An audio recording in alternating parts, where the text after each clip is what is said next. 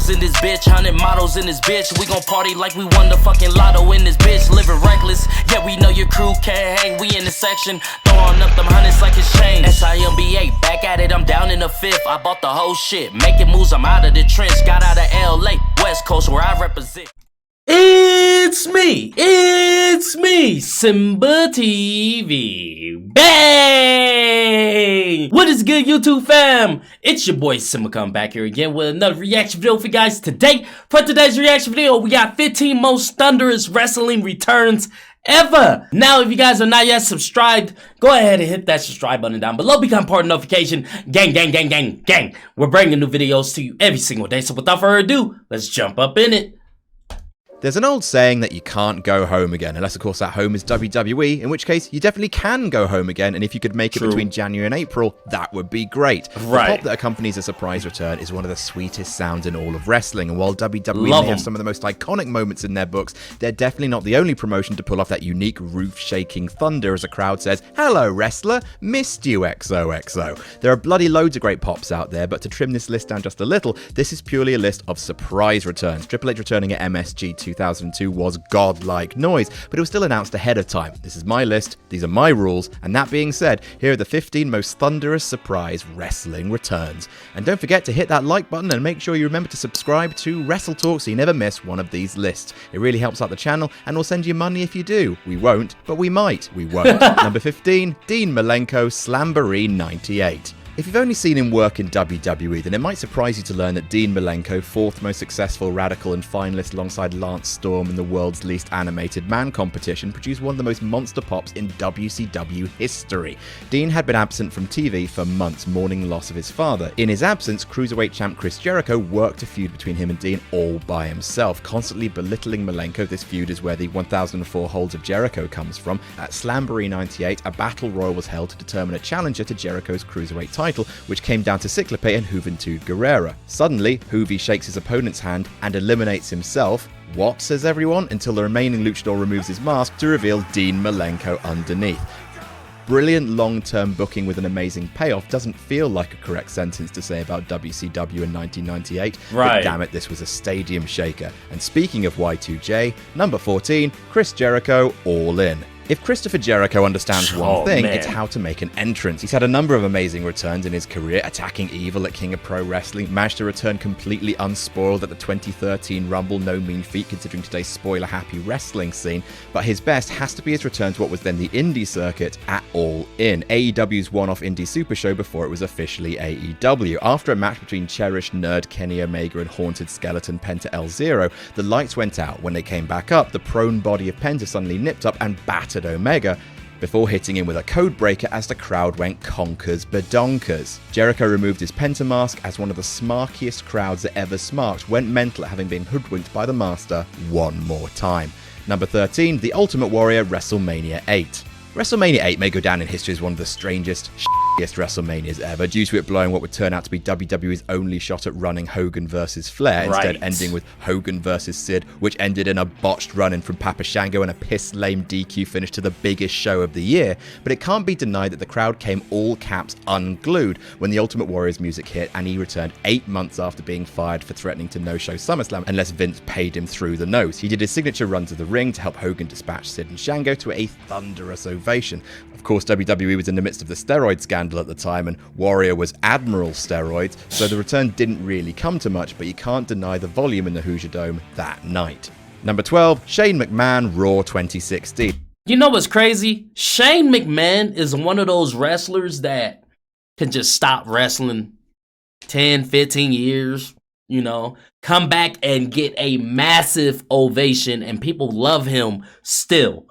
He's just, he has that magic about him. Like certain wrestlers like John Cena, The Rock, Stone Cold, Shane McMahon, Undertaker. These legendary wrestlers, man, they can take how many years off and come back and just get that pop, man. Just blow the roof off the sucker. It's a bit of a recurring theme on this list for a WWE return to be an absolute banger, followed by months of middling results on telly. And the patron saint of yay, he's back, oh no, he's staying, is Shane McMahon. By the time 2018 rolled around, fans were begging, begging for peeled shrimp and a baseball jersey Shane Mac to go Shane back where he came from, so much so that it seems genuinely unreal to watch the February 22nd, 2016 episode of Raw. During what seemed like yet another interminable Stephanie and Vince promo, Shane returned after not being seen on TV for 7 years. It was a monster pop, possibly the biggest crowd reaction garnered by a McMahon since Linda at Mania X7. Not bad for a sentient bit of boiled ham, but then everything got confusing with The Undertaker, and isn't that a shame? Number 11, Seth Rollins Extreme Rules 2016. Rounding off our Isn't That a Shame trilogy, the return of Seth Rollins at the end of Extreme Rules after having been on the shelf with a ruptured knee for 6 months after a brilliant match between Roman Reigns and AJ Styles. As the big dog held up the belt in big victory, the Architect returned to drop him with a pedigree, while WWE would deflate Rollins' return almost immediately by keeping him allied to the Authority for a few more months when the crowd desperately wanted him to be a babyface against still not over as a face Roman Reigns. His actual return was a simple, pure but a booking, resulting in a simple and uncomplicated explosion of happiness from a crowd who'd missed Seth dearly. It was great. Number 10, the Sandman, ECW 1999. One of the brightest stars of ECW's heyday, the Sandman might have looked like what happened if Trevor Phillips from GTA 5 dyed his hair and went a bit more mentally unhinged, but he was a swaggering embodiment of every... I can't unsee that now. That is so true, but Sandman is a GOAT, man. He's a GOAT. He's such a legend. Like, Sandman is the shit, bro. That made ECW counter mainstream. Also, he entered to Metallica, and wrestling fans really like Metallica. In '98, Sandman left ECW after being signed to a 3-year deal by WCW. After a relatively underwhelming run as Hack over where the big boys play, Sandman was released after only a year. 1 month later, on the October 30th episode of Hardcore TV, during the Impact Players vs. Raven and Tommy Dreamer, the lights went out. When they came back, there was the Sandman. Back home, cigarette in mouth, cane in hand. Quite possibly the loudest, most sustained ECW pop of all time, and the happiest anyone's been to see a man with a cane since Charlie Chaplin died. Number 9, Hulk Hogan, WrestleMania 21. Despite the efforts of Hulk Hogan, a wrestling crowd will always be happy to see Hulk Hogan. Yeah, and at WrestleMania 21, oh boy were they happy to see him. During a segment that saw Muhammad Hassan brutalizing Eugene, because of course, if the whole point of your character is to hold up an uncomfortable mirror to American Islamophobia, the best way to make that point is to beat up someone with learning difficulties. Good job, everyone. Islamic stereotype plus disability stereotype plus Hulk Hogan is one hell of a problematic jambalaya, but damn it, it worked, with the city of LA absolutely shaking when Real American hit, and this time it wasn't down to the San Andreas fault. Number 8, The Undertaker, Judgment Day 2000. Man, I almost didn't include this one because somehow WWE managed to f*** this up while it was happening. We've mentioned it before in another list, so to be brief, Mr. Michael Motorbicycle returned after 8 months during the closing moments of the 60-minute Iron Man match between Triple H and The Rock. Everyone was very happy about this and made a lot of very happy noises about this. Then, during the process of cleaning house, Undertaker got The Rock DQ'd, giving the heel win to Trips, and everyone went, "Sorry, what?" And Malevolent Malcolm just stood there with a big whoops face. Dumb that. Dumb that. Just have Taker help Rock retain. What is wrong with you? Point is, even arse backward booking couldn't take away the fact that this is one of the loudest moments of the Attitude Era. Number 7, Brock Lesnar, Raw 2012. On the list of worst things said by a commentator, Michael Cole's "Oh my" is up there with Michael Cole's "Miracle Kid" and "For the Love of Mankind," as said by Michael Cole. Cringeworthy scripting to one side, the return to WWE of the palest volcano to have ever lived was a monster of a moment. Fans knew that Brock was likely to return, but they didn't know when, and emptied their lungs and butts when he showed up the night after Mania 28. They cheered even louder when Bork beat up Green Man, followed by the most vicious heel move of all time when Brock kicks Cena's hat. Welcome back, you nightmare son of a bitch. Sorry you had to immediately lose clean your first pay-per-view match back. Lol lol lol lol lol lol. Number 6, John Cena, Royal Rumble 2008. Of course, that should have been number 1 in my opinion. In my opinion, that's still to this day, bro. To this day, it gives me chills. It's number 1. The music hitting, John Cena just standing there, smiling, Like, oh man, it gives me chills, bro. Cena is Go not a back and human watch man. it. He doesn't understand your human love, and his body doesn't work like your human So meat. don't. When he tore his pectoral Superman. muscle off the bone in October 2007, it was standard for human biology to require 6 months to a year of rehabilitation. 4 months later, John Cena rocks up in the number 30 spot at the Royal Rumble because he's not human. He was created in a lab by Captain America scientists to build the perfect physical specimen to voice Ferdinand the Bull, and he does things that non-bull men can't. The miraculous recovery even had MSG fans, the most counterculture of all WWE's fans, cheering their hearts out.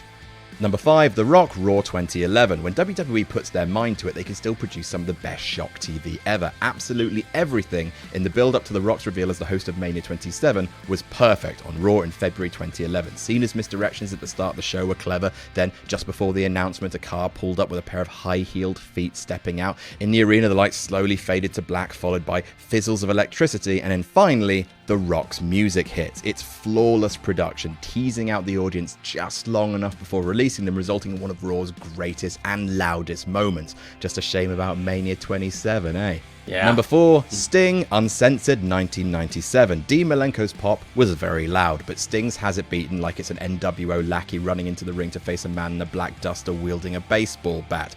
After the New World Order took over WCW, Sting decided to walk away rather than watch his home be torn apart. For months, Sting was absent from the ring, appearing only in the rafters or at ringside, never wrestling, never attacking, just waiting for ages. That all changed at Uncensored. After yet another main event victory by the NWO, Sting made his first ever descent from the ceiling to the ring before laying waste to the New World Order with his trusty bat. All that teasing, all the doubts as to whose side Sting would be on after everyone had given up and joined the NWO, Sting's shock return was one of the happiest memories of WCW's greatest run. Facts. Number 3, The Hardy Boys, WrestleMania 33. Oh man, that one was really good. The only entry on this list where I can say I was there. That the one crowd was may really not seem good. as loud as other entries on this list because there's no roof on the Camping World Stadium, but you're gonna have to trust me when I say it was unlike anything that WWE had seen for decades. It was perfect timing. Matt and Jeff Hardy had just finished up industry-warping runs in Impact and Ring of Honor, including a ladder match against the Young Bucks less than 24 hours earlier. Rumors had been heard, but nothing concrete, and then, just before the Triple Threat ladder match for the Raw Tag Belts, the New Day announced one more team was joining them, and then, when that music hit, not even a Michael Cole "Oh My" could hurt it. Thousands upon thousands of fans losing their minds, and me, my little voice, somewhere in there, screaming as loud as anyone. Number 2, Edge, Royal Rumble 2020. That happened this year. This year. It's been less than 12 months, but Christ on a pedalo, doesn't it seem like it happened 6 lifetimes ago? There have been a few miracle returns to wrestling in the past few years. Daniel Bryan came back to in-ring action. CM Punk briefly turned up on a WWE show, and the artist formerly known as Cameron turned up in AEW. However, while D. Bryce was possibly the most heartwarming, the most shocking moment belongs to Edge, turning up at number 21 in the Rumble to a universe-rattling reception.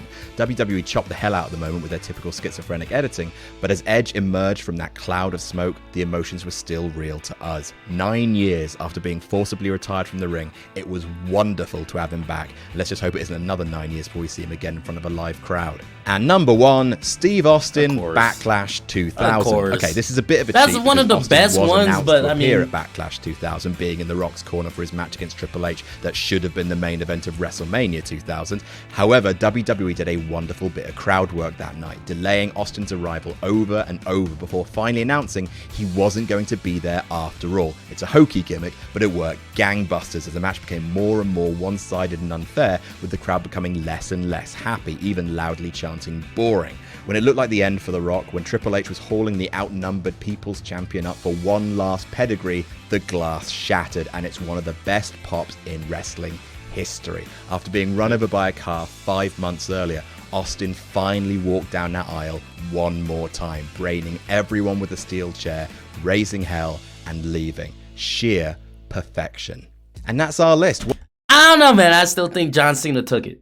He should have been number 1. How did you guys feel, man? Did you guys agree? Comment down below. If you guys like this video, go ahead and hit that thumbs up button for me. Thank you guys for commenting, sharing, and subscribing. And I'll see you guys next time. Peace.